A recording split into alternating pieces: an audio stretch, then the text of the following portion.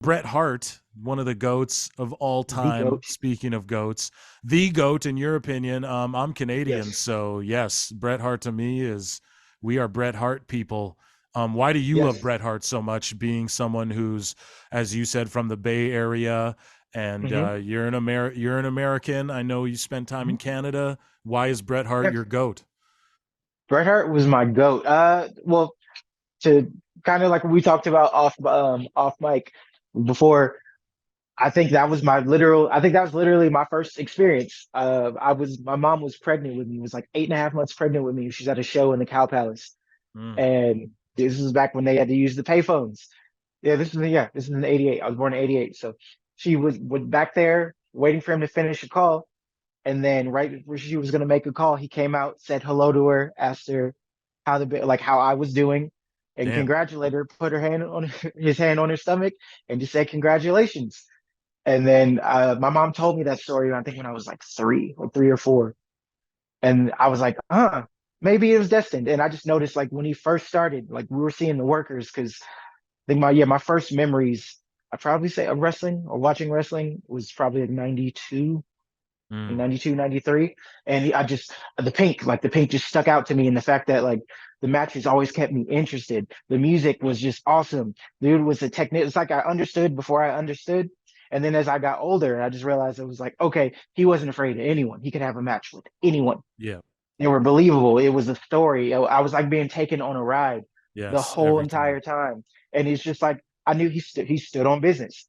He said when he said he was the best there is, the best there was, and the best there ever will Yeah. be, I believed the fuck out of it because I knew he did.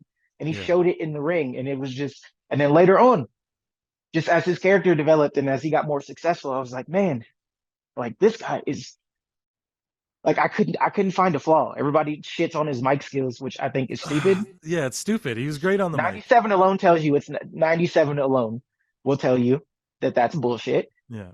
If people go back on that, but to me, he's just the goat. He set the blueprint or the standard to where actual workers could be champion. Before it was Yeah. just roided out idiots that screamed, "No, no, no, no, no. Yeah. Oh. We're gonna take you out," What you gonna do, brother? not even just him. Everyone did it. I It know was the like the warrior. standard. Oh, Or the warriors. fucking Road Warriors was doing it. It was just Yeah. like I heard Tino Santana yelling one time. I was like, "Yo, relax." Like Oh, just even watching those, like when we would go to the Blockbuster, the Hollywood videos, and I'd go straight to the wrestling section, yeah. and I'm grabbing cassettes and every single match and stuff. Like I'm finding older stuff, and I know so like when he just talked, he was just cool. Everything about him was just cool, calm, collected. From the way that he worked, it was just amazing. And then later on, because like I was telling you, he's actually the person I believe that kickstarted the Attitude Era. Yeah, you were saying that off podcast, man. You believe he kickstarted the Attitude Era, which I He mean, was the first one. Well, that's he was the I first feel like one. you're 100% correct, and then WWE's revisited history puts it all on Austin, but really it was like Austin carried the torch, and Well, yeah, because yeah, Brett left, and then they didn't necessarily have a choice. I'll keep this one quick because I've been waiting to get this off forever. yes, He was the first one. Like, okay, he brought the ladder match. He also like he was the first normal sized guy because Sean wouldn't have been champ, Austin wouldn't have been no, champ. none of None of them. them would have never snipped a belt if it wasn't for Brett. He was the first one to show that it could be done. He kept that company, the new generation era. He kept that company breathing just off of international presence alone. Hmm. They were that '94 debacle with the Royal Rumble. They wanted to give that to Luger so bad, and even Hmm. then they realized that it wasn't a thing. The brother versus like the true pivotal storytelling, him and Owen, the long term storytelling with that Hmm. to even have it eventually build up into the New Heart Foundation, that was perfect. He was the first one to push Vince on his ass to call him out. He cussed at him. I think it was like it was after did he lose to Diesel? Can't remember off the top of my head. He was the first one to call Vince out on being the owner, saying like, "Oh, this is bullshit." Said that on TV Yeah, and did all that setup. He gave DX their name, the yeah. Canada versus the US storyline Yeah, and then alone. when they went to Canada, he was like a heel face. He was like like they were cheering for his ass, even though he's a bad guy.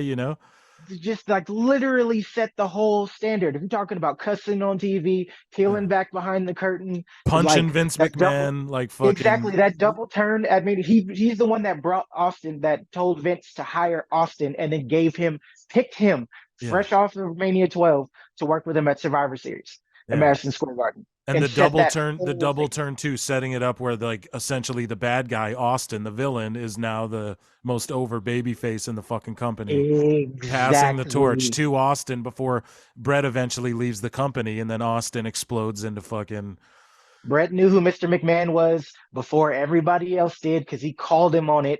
And then yeah. when he left, You're and Mike put he pulled 100% that right and about he this. pulled that shit. What do you say? Brett screwed Brett. That's when we got Mr. McMahon. And when Brett wasn't there, Austin was there next to go and Yeah. catch it because Sean was going through what he was going through, and that set it whole up. And everybody like and all And my after Sean Brett marks, I left, appreciate you, Sean. no longer are we the squeaky clean whatever that you remember. Like he was the last guy, like And he's the last one. He made Sean. He made Austin. yeah. He literally gave you your attitude era because before people were flipping people off, it was Brett setting that shit up. He built all of that, and when he left, everybody was able to eat. Yeah, man. You can't I tell me that he didn't start the attitude era. No, we gotta drop you a motherfucking applause for that, dude. There's no 100% correct, dude. I can agree with you more on that for real. Like I think you're 100% right on that theory. Not even theory. We're gonna call it a fact for real because Yeah, that it's the truth, man. And WWE revises history all the time, which like whatever, of that's what course. you're gonna do. And their revisionist version of it is that Austin was the spearheaded it with the 316 said I just whooped your ass and all that. But no, you're right. It was Bret Hart. He laid the table. So exactly like you said, everybody else could eat. Here's what Bret Hart has to say about AEW and his appearance at Double or Nothing, where Oh he yeah. presented the world title. Yeah, here's what he had to say about that. The GOAT. Las Vegas for just a personal appearance, and I was doing a signing there. And then they called me and asked me if I would show up at the AEW show. And I didn't even know what it was. And they were going to, basically it was like if you walk across the street from your hotel and just walk into the building and walk out to the ring and hold the belt up, we'll pay you X amount of money to do that. And I'm in Vegas anyway. So there's the GOAT. I think that's why he hasn't been back in AEW since. Not that that's any like. Well, because he calls it how he fucking sees it. Don't get me wrong. I can be the first to admit, like Brett's like my dad, and he just doesn't know he's my dad because Yeah. that's how much I defend this man. And they can call him a little bit bitter, but it's like he has his moments, but he literally tells it like it is. He does not hold shit back. He Yep. doesn't care who it's for. Like the integrity to just speak truth at every way, shape, and form. Because with that shit was random. I watched that show. It was random as hell. I had no idea he was coming there. I could tell by that music, that bullshit music they put together. At least from what I remember when I rewatched it, they tried to do his music, and it just kind of seemed weird, and it just Yeah. seemed through together there, like in Yeah. that moment. So I mean, yeah, if you're gonna pay me, should I walk across the street? Yeah.